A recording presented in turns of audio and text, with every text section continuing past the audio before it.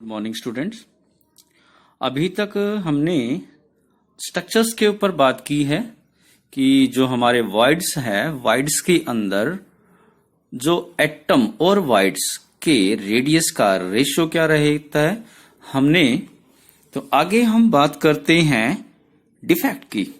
Defect के बारे में हम बात करें तो जैसे कि हमारे जो क्रिस्टलाइन सॉलिड है उनके अंदर रेगुलर अरेंजमेंट होती है और रेगुलर अरेंजमेंट में कहीं भी डिस्टरबेंस हो सकता है। मतलब जो एक ही कतार में एटम है उनकी जो कतार है, उनकी जो लाइन है वो टेढ़ी मेढ़ी हो सकती है। तो इसे हम इम्परफेक्शन भी कहते हैं और डिफेक्ट भी कहते हैं। तो मतलब डिफेक्ट क्या हुआ? It is the disturbance, it is the disturbance in the regular arrangement of the particles. Particle की जो रेगुलर अरेंजमेंट है उसके अंदर डिस्टरबेंस। तो ये हम दो प्रकार से यहां पर बात करते हैं। It is the line defect, यानी जब एटम एक ही लाइन में अरेंजमेंट होते हैं तो पूरी लाइन में डिस्टरबेंस होना, उसे कहेंगे लाइन डिफेक्ट। और अगर किसी भी पूरी लाइन में से किसी एक पोजीशन पर एटम की डिस्टरबेंस हो तो उसके चारों ओर की पोजीशन में भी डिस्टरबेंस उसके अनुसार होगी। तो वह the disturbance found around a point, it is called the point defect. तो हमारे सिलेबस में यहां पॉइंट डिफेक्ट का एक्सप्लेनेशन है, तो हम केवल यहां पॉइंट डिफेक्ट के बारे में बात करेंगे। तो आगे हम बात करते हैं टाइप ऑफ पॉइंट डिफेक्ट। तो पॉइंट डिफेक्ट के जो टाइप होते हैं वो तीन प्रकार के हो गए हैं। एक तो स्टीचियोमेट्रिक। स्टीचियोमेट्रिक का मतलब है कि जिसमें मोलिकुलर फॉर्मूला, स्टीचियोमेट्री होती है मोलिक्यूल्स के अंदर एटम के रेशियो, तो मतलब molecular formula will be same.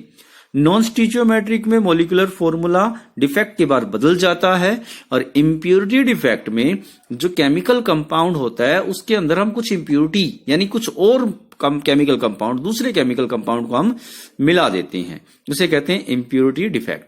तो हम यहां पर बात कर रहे हैं स्टीचियोमेट्रिक डिफेक्ट। तो जैसे कि अभी मैंने आपको बताया था कि जिन डिफेक्ट के अंदर आफ्टर द डिफेक्ट होने के बाद मोलिकुलर जो फॉर्मूला होता है वो सेम रहे, उसमें कोई बदलाव ना आए, तो हम उसे कहते हैं स्टीचियोमेट्रिक डिफेक्ट। इसे इंट्रिंसिक या थर्मोडायनेमिक डिफेक्ट भी कहते हैं। थर्मोडायनेमिक डिफेक्ट क्यों? क्योंकि स्टीचियोमेट्रिक डिफेक्ट जो होता है वो टेम्परेचर के चेंज की वजह से होता है, दबाव प्रेशर की वजह से भी होता है। आगे हम बात करते हैं type of stoichiometric defect. Type of stoichiometric defect में हम बात करें तो ये दो प्रकार के हो गए। एक तो हो गया वैकेंसी डिफेक्ट। वैकेंसी डिफेक्ट में एटम अपनी लैटिक साइड को छोड़ देता है। एटम अपनी लैटिक साइड को क्या कर देगा? छोड़ देगा और वहां से एस्केप हो जाएगा। तो व्हेन सम लैटिक साइड हमने बात की थी, it is a position of the atom या position of particles are vacant by defect. Defect की वजह से लैटिक साइड क्या हो जाएगी? खाली हो जाएगी, वहां से एटम रिमूव हो जाएगा। It is called the vacancy defect. मगर याद रखें एटम किस प्रकार उसके मोलिकुलर फॉर्मूले के रेशियो के अनुसार, मान लीजिए फॉर्मूला है A2B3। A2B3 अगर मोलिकुलर फॉर्मूला हुआ तो मतलब डिफेक्ट के दौरान A2 मतलब 2A वहां से रिमूव होंगे और B3 मतलब 3B वहां से रिमूव होंगे। इस प्रकार के डिफेक्ट में मोलिकुलर फॉर्मूले के अनुसार एटम वहां से रिमूव होते हैं, तो इसे कहते हैं वैकेंसी डिफेक्ट। वैकेंसी डिफेक्ट के ऊपर बात करें तो इसका एग्जांपल है स्कॉटकी डिफेक्ट। वैसे वैकेंसी डिफेक्ट जो पाया जाता है वो आयनिक और नॉन आयनिक दोनों में पाया जाता है। हम इसका आयनिक के अंदर एग्जांपल्स जो होते हैं उसमें स्कॉटकी डिफेक्ट आता है। स्कॉटकी डिफेक्ट के अंदर इक्वल नंबर ऑफ कैटायन और एनायन वहां से मिसिंग होते हैं।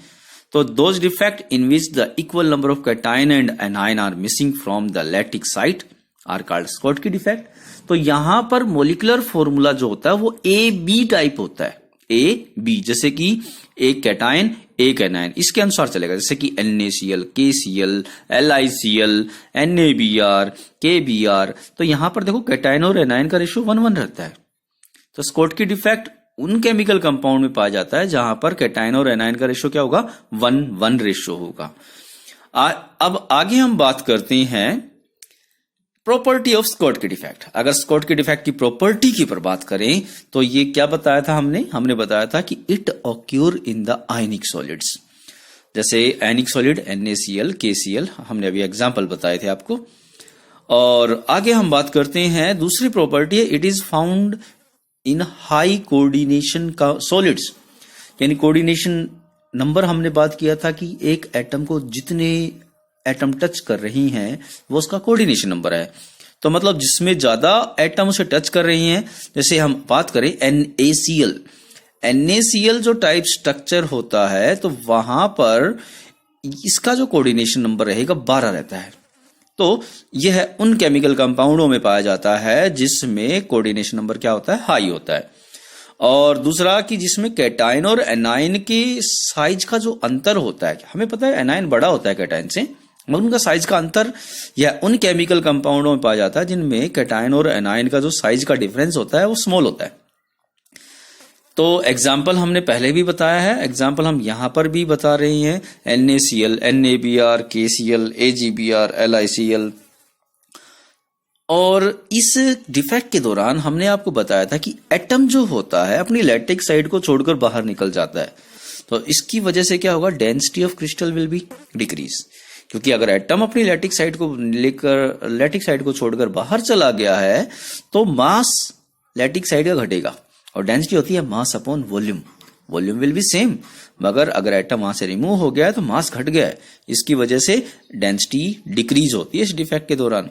एग्जाम्पल है, इन्होंने एग्जाम्पल दिया है कि जैसे NaCl जो होता है, अगर हम उसका 1 सेंटीमीटर क्यूब वॉल्यूम लें तो उसके अंदर Na और Cl दोनों के जो आयंस मिलेंगे वो 10 की पावर 22 आयन होंगी, और यहां पर 10 की पावर 6 पोजीशन डिफेक्ट की वजह से वैकेंट हो जाती है रूम टेम्परेचर के ऊपर। तो इसका मतलब 1 स्कॉट की डिफेक्ट यहां पर प्राप्त होता है लगभग 10 की पावर 16 आयंस में से। आगे हम बात करते हैं, इसके बाद हमारा जाता है इंटरस्टिशियल डिफेक्ट। इंटरस्टिशियल जो पोजीशन होती है वो एटम के बीच की पोजीशन होती है। एटम जो होते हैं उनके बीच की पोजीशंस को हम कहते हैं इंटरस्टिशियल साइट। तो वहां पर जो एटम होता है वो केवल कैटायन हम बात करें तो इस डिफेक्ट के दौरान एटम कहां फिल हो जाता है, लैटिक साइड से हटकर इंटरस्टिशियल साइड पर फिल हो जाता है। अगर हम इसका एग्जांपल ले तो फ्रैंकल डिफेक्ट इसका एग्जांपल में अच्छी तरह जाएगी।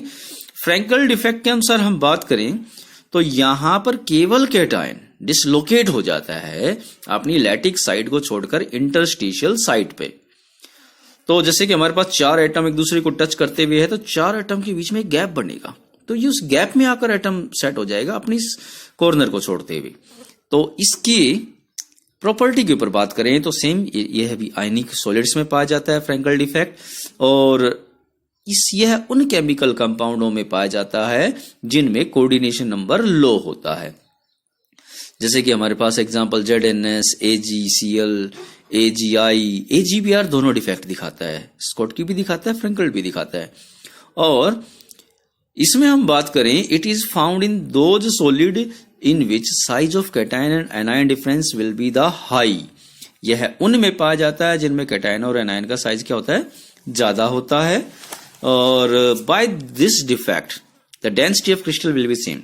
तो क्योंकि एटम यहां से बाहर नहीं गया है, एटम बाहर नहीं गया है, एटम अपनी बस लैटिक साइड को छोड़कर इंटरस्टिशियल साइड पर आ गया है।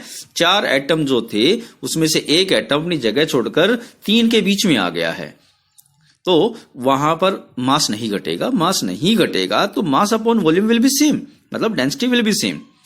आगे हम बात करते हैं, इसमें जैसे हमने यहां दिखा रखा है कि AgBr, इंपॉर्टेंट पॉइंट है कि AgBr स्कॉटकी डिफेक्ट भी दिखाता है और फ्रैंकल डिफेक्ट भी दिखाता है।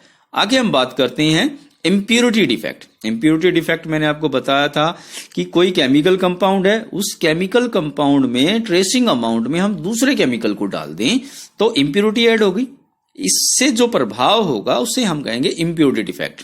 एग्जाम्पल लेते हैं, जैसे कि हम यहां पर SrCl2 ले लेते हैं, उसमें उसको डालते हैं NaCl में, NaCl को पिघला लेते हैं और उसमें उसे डालते हैं। तो यहां पर SR के ऊपर जो पॉजिटिव चार्ज होगा, इलेक्ट्रिकल न्यूट्रलिटी बनाने के लिए SR2 पॉजिटिव 2 Na पॉजिटिव को हटा देगा। तो एक Sr2 पॉजिटिव एक Na पॉजिटिव की जगह आएगा और दूसरे Na पॉजिटिव की जो जगह होगी वो वैकेंट रहेगी। तो उस वैकेंट की वजह से वहां क्या क्रिएट होगा, एक डिफेक्ट क्रिएट होगा, पॉइंट डिफेक्ट क्रिएट होगा। तो मतलब Sr2 positive occupy the one Na positive position and other position will be vacant. So the number of vacancy is equal to the Sr2 positive, क्योंकि देखो 2 Na positive गई हैं, एक पे तो Sr2 पॉजिटिव आ गया है, दूसरी खाली है। इसका मतलब जितने Sr2 पॉजिटिव होंगे उतने ही हमारे Na पॉजिटिव की जो बाकी खाली जगह बच गई है उतनी ही होगी। It is called the impurity defect. इसमें एग्जाम्पल एक और है, जैसे CdCl2 जहां CD2 पॉजिटिव है, हम एग्जाम्पल में CD2 पॉजिटिव को ले सकते हैं Sr2 पॉजिटिव की जगह और NaCl की जगह AgCl, तो वो भी सेम ऐसा ही डिफेक्ट दिखाएगा। तो आज के हमारे ये टॉपिक थे।